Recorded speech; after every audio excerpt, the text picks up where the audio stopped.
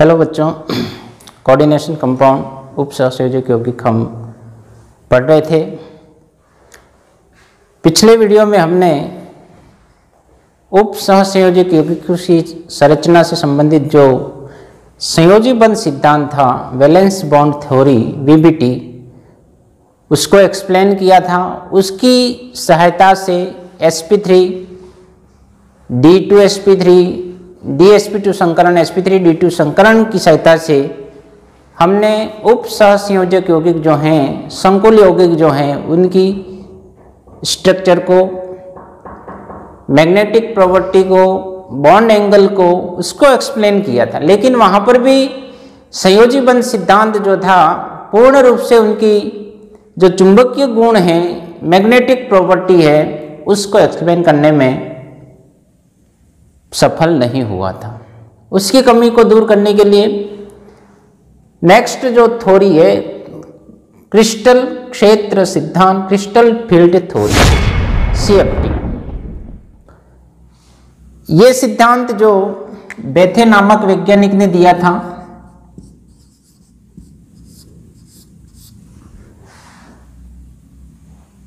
जहां संयोजी बंध सिद्धांत वीबीटी वैलेंस बॉन्ड थ्योरी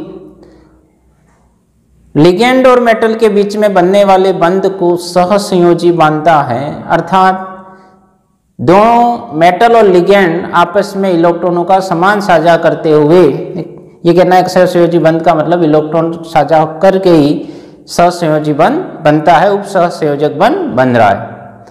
लेकिन क्रिस्टल फील्ड थ्योरी जो है मेन, ये यहाँ पर CFT ये बताता है कि केंद्रीय धातु या धातु आयन जो भी है, मेटल है या M+ कोई भी आयन है, और जो लिगेंड के साथ में जो बॉन्ड बन रहा है, उसमें इनको धनावेशित बिंदु मानता है ये,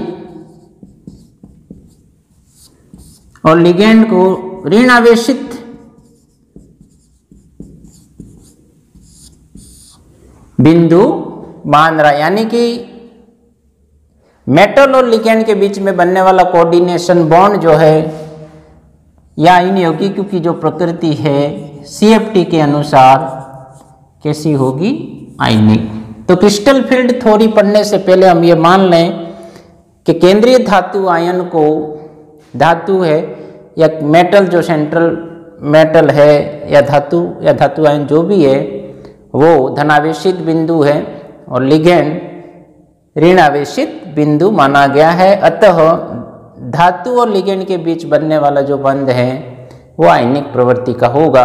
ये ऐसा क्रिस्टल फील्ड थ्योरी CFT मानता है। अब इस थ्योरी से पढ़ने से पहले जब मैं बता दूं आपको कि मेटल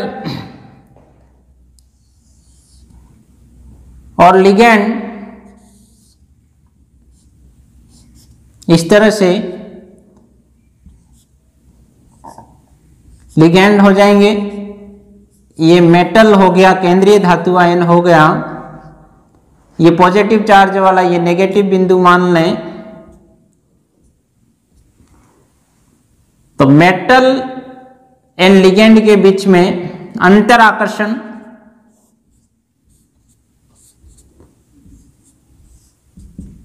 इंटरेक्शन जो होगा, एक दूसरे को आकर्षित करेंगे। अंतरायन आकर्षण होने के कारण इस केंद्रीय धातु आयन जो है, उसके चारों ओर एक फील्ड उत्पन्न होगा, जिसको हम कहेंगे क्रिस्टल फील्ड।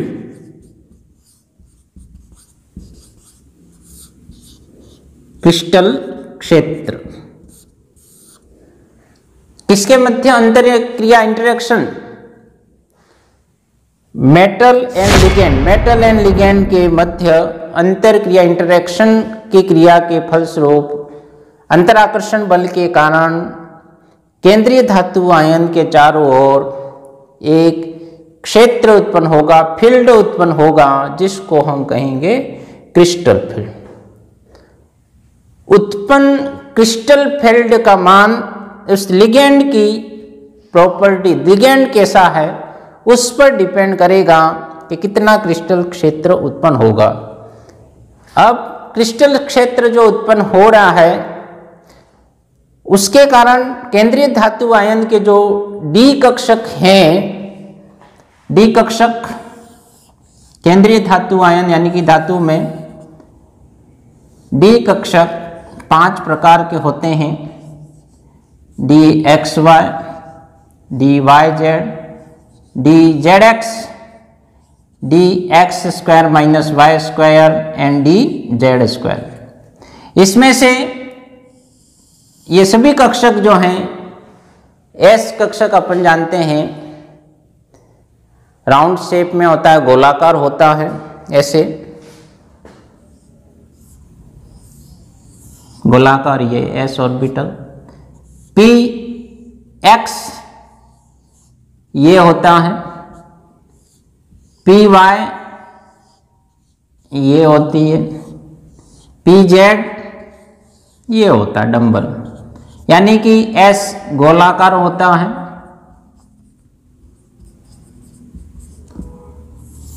डंबल शेप में होता है, डंबल आकार। कौन सा कक्षक? P x, p y and p z. And d कक्षक जो होता है, डी कक्षक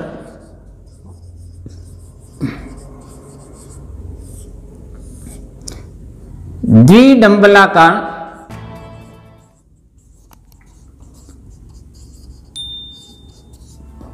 डबल डंबल शेप में ये आकृतियां होती हैं।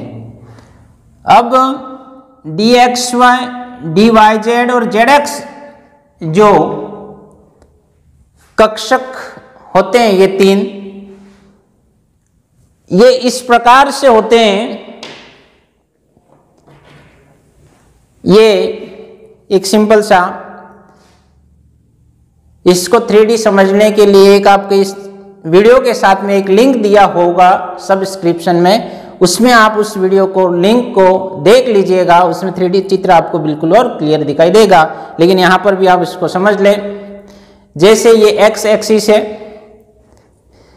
ये जो ऑरेंज दिख रहा है वाई एक्सिस हो गया, और ये जो आपकी तरफ जो निशान आ रहा है या ये येलो जो कलर का ढक्कन है, ये वाई जेड जेड हो गया। यानी कि ये एक्स एक्सिस, ये वाई एक्सिस, ये पूरा लाइन, और ये जेड हो गया, ये x Y and Z. 3D में समझने के लिए तो डी एक्स वाई का मतलब ये है कि ये एक्स हो गया और ये वाई हो गया, जेड की भी जरूरत नहीं है। तो इसके जो डंबल्स होंगे इस प्रकार से, वो डंबल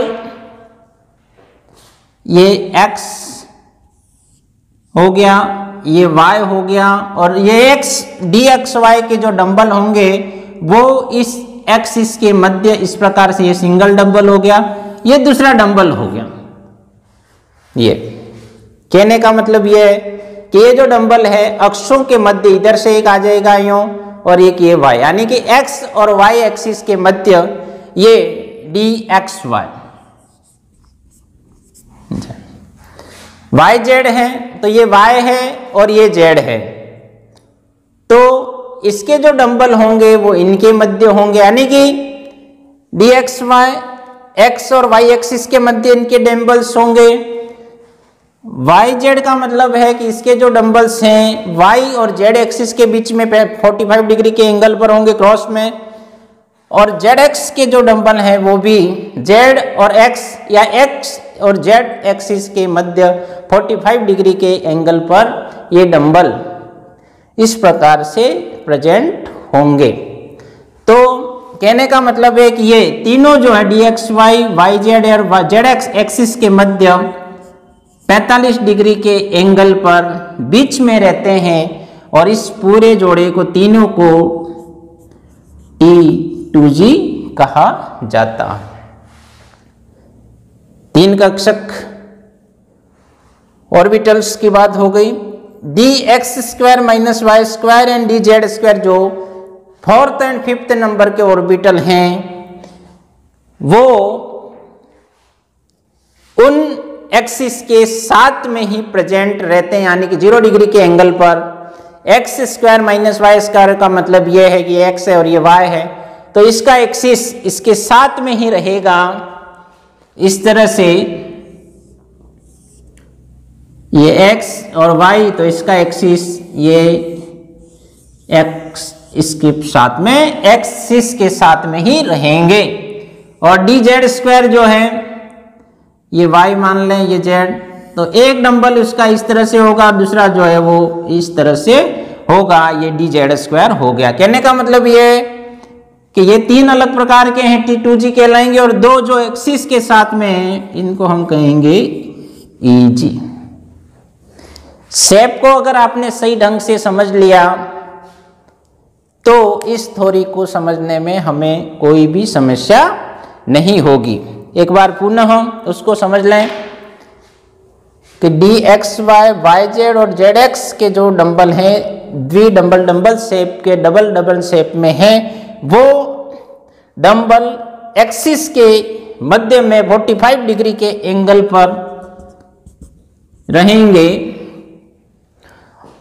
एक्सिस जो है, अक्ष जो है उसके बीच में रहेंगे, जबकि X square minus Y square and D Z square जो ऑर्बिटल हैं, जो कक्षक हैं, उनके जो लूप हैं, जो डंबल हैं, X square minus Y square का इस तरह से एक्सिस के साथ में ही उपस्थित रहेंगे, प्रेजेंट रहेंगे। और डी जेड स्क्वायर दोनों जो डंबल हैं वो एक ही एक्सिस पर रहेंगे जेड स्क्वायर में।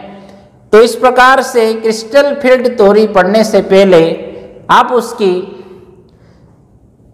3D चित्र को देखने के लिए इस वीडियो के साथ में एक आपको लिंक दिया है, उस लिंक को खोलकर आप देख लीजिए। 3D चित्र आपको और भी दिखेगा। और ये देख लें कि D x Y D Y Z and D X Z जो ऑर्बिटल हैं वो T2G कहलाएंगे, और तीनों ये एक्सिस के मध्य उनके डंबल प्रेजेंट रहेंगे, जबकि D X square minus Y square और डी जेड स्क्वायर के जो डंबल हैं वो एक्सिस के साथ में ही उपस्थित रहेंगे। तो बच्चों ये तो वह हमारे डी कक्षक की आकृति हमने समझी। अब मैं आपको ये बता रहा था कि यहां पर जब मेटल और लिगेंड के बीच में, मेटल और लिगेंड के साथ में इनके मध्य जब अंतर क्रिया होगी, इंटरेक्शन होगा, एक दूसरे के मध्य आकर्षण होगा, तो धातु और लिगेंडों के मध्य अंतर आकर्षण क्रिया के कारण, इनमें आकर्षण बल के कारण धातु आयन के चारों ओर यहाँ पे एक फील्ड उत्पन्न होगा, ये जिसको हम कहेंगे क्रिस्टल फील्ड CF। अब ये क्रिस्टल फील्ड कितना उत्पन्न होगा, कैसा उत्पन्न होगा, वो लिगेंड की प्रबलता पर निर्भर करेगा। यानी कि लिगेंड जितना प्रबल होगा क्रिस्टल फील्ड उतना ही ज्यादा उत्पन्न होगा। इस लिगेंडों की प्रबलता को निर्धारित करते हुए उसके एक लिगेंडों की एक श्रृंखला दी गई है जिसको कहेंगे स्पेक्ट्रो रसायन श्रृंखला, स्पेक्ट्रोकेमिकल सीरीज। ये सीरीज जो है वो लिगेंडों की प्रबलता के आधार पर उसको व्यवस्थित किया गया है। सबसे इस सीरीज के अनुसार सबसे प्रबल लिगेंड जो है वो कार्बोनिल है, CO। लिगेंड की घटते क्रम में मैं बता रहा हूं, NO2 minus nitrite,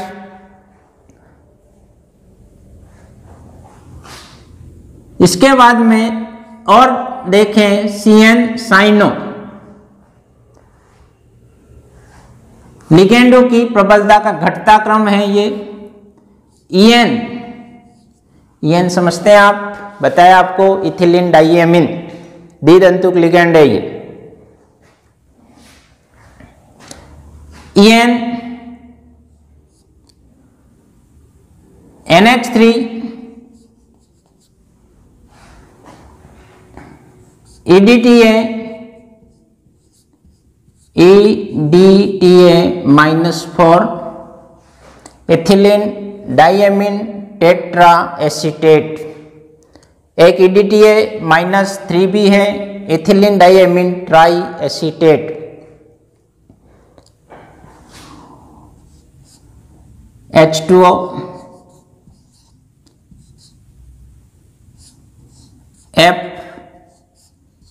FCl Br इस तरह से एक लिगेंडों का जो इंपॉर्टेंट लिगेंड है वो मैंने आपको बताए हैं। ये लिगेंड जो है प्रबल लिगेंड है माना जाए लगभग। ये मध्यम लिगेंड है और ये दुर्बल लिगेंड है।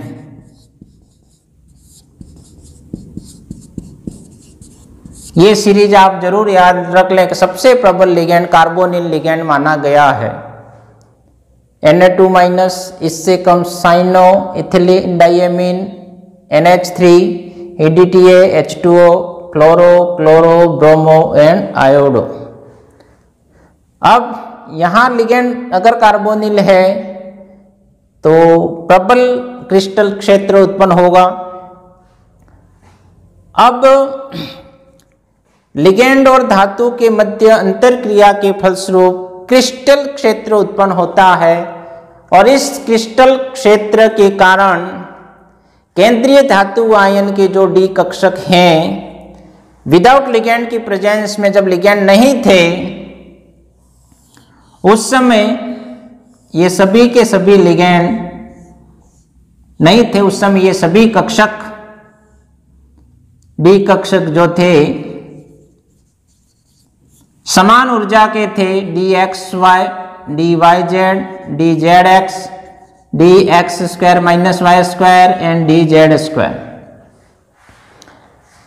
जब क्रिस्टल क्षेत्र उत्पन्न नहीं हुआ था तब ये कक्षक सभी के सभी समभ्रंश कक्षक कहलाते हैं।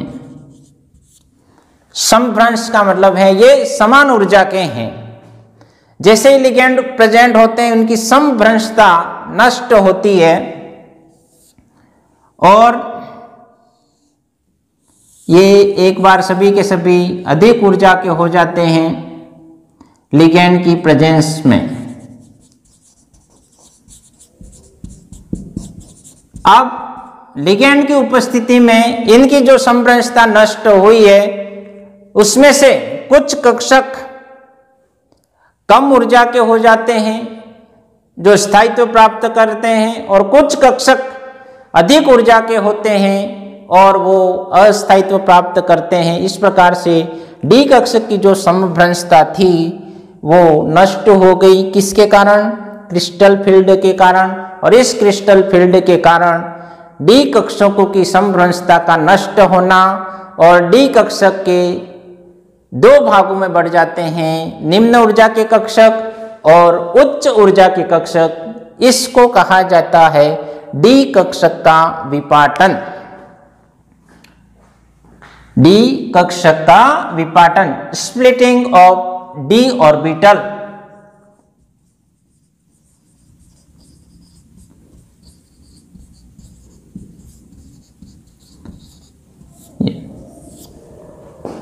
किसके कारण हो रहा है ये?